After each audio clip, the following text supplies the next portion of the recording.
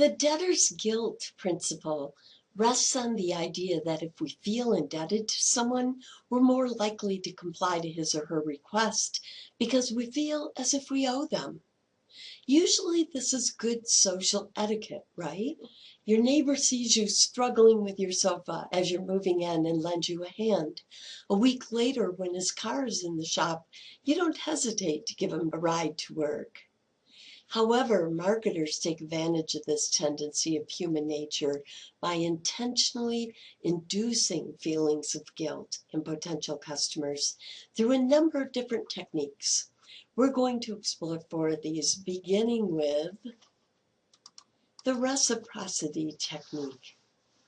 This technique relies on the social etiquette, again, that if someone does us a favor, we feel obligated to return it. This is generally good etiquette. However, the harm occurs when people are often tricked into returning a much larger favor. One of the best demos of the reciprocity technique was practiced years ago by a religious group called the Moonies, followers of Reverend Moon, sometimes referred to more casually as the Flower People. For a number of years before airport gates were screened for security, Mooney recruiters roamed the gates of airports, offering a free flower to people. Once people accepted the flower, the recruiter would ask for a minute of their time to talk about the religious cause. Of course, people would often find themselves captive audiences. They could not leave their gate and were unable to free themselves of the Mooney sales pitch until their plane boarded. Fortunately, this particular form of harassment is seldom found at airports, now that you must have a ticket to get to the gates. However, this technique is still often used in similar ways. Marketers use the reciprocity technique when they offer free samples like See's candy and Cinnabon do. Not all, but many people feel too uncomfortable walking out of the store without buying a product after accepting a free sample. In fact, retailers who use this technique often avoid neighborhoods where this social etiquette is not as common. For instance, like university neighborhoods, where student budgets often override polite social etiquette. Nonprofits are particularly notorious for giving tiny gifts in the mail, like address labels, then in that mailing asking for much larger charitable contributions in return. Many people are not comfortable keeping the free gift without donating, yet it is unlikely that anyone is going to go to the trouble and expense of returning the little gift. Thus, the nonprofits receive a great return on the minute cost of their little free gifts. The door in the face technique also uses the debtor's principle, but in a slightly different way.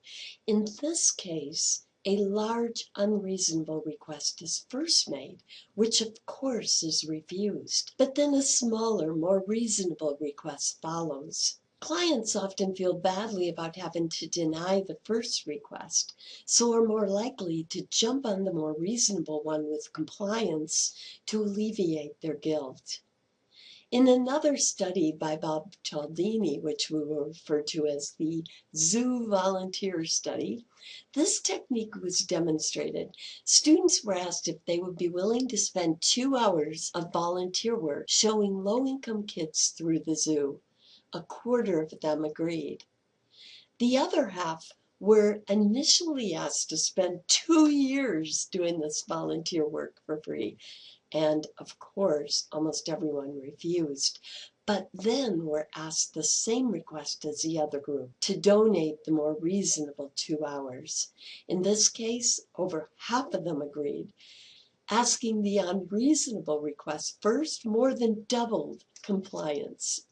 By the way, consistent with the debtor's guilt principle, the effect of the prior unreasonable request was reduced significantly when a different person made the first and second requests, rather than the same person.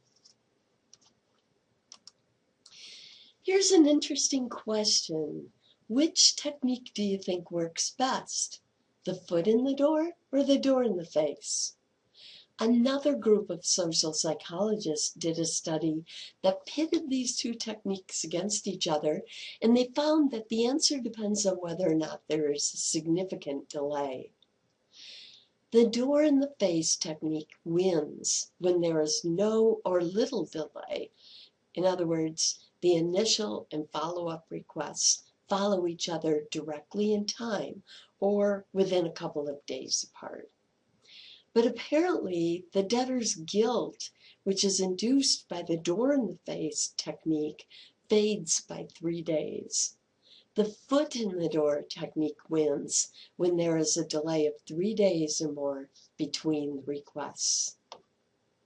The multiple de-escalating request technique is a technique that is somewhat like using multiple doors in the face. Once requests are refused, they are followed by smaller and smaller requests until one is finally accepted. Marketers are actively seeking the client's highest bid.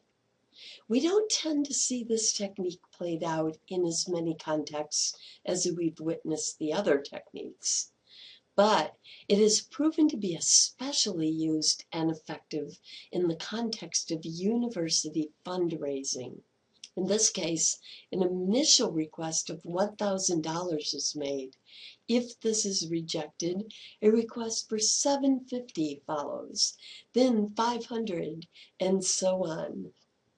This approach has been found to reliably yield higher donations than quantity-free requests, those without a suggested amount. That's what we mean by quantity-free requests.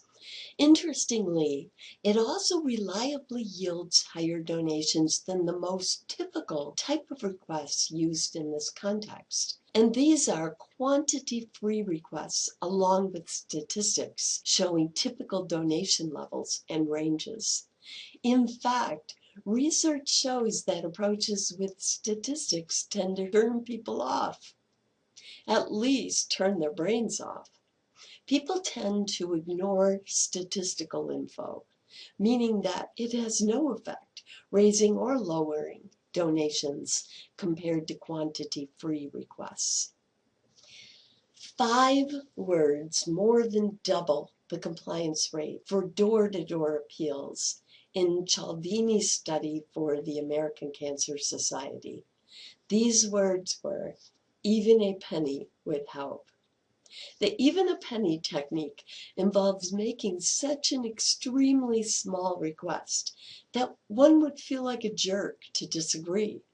And in fact, once you decide that, of course you can donate a penny, well, you might as well make it worth the collector's time, someone who is working hard to solicit even penny donations.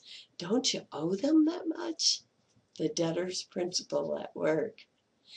More interestingly, the median dollar contributions by individuals in this case were identical compared to the control condition where the 5 magic words were not used and no amount was suggested. So this technique doubled the number of people who donated without reducing the mean donation amount. Pretty powerful. Other variations of the 5 words are even $1 or even a minute of your time would help.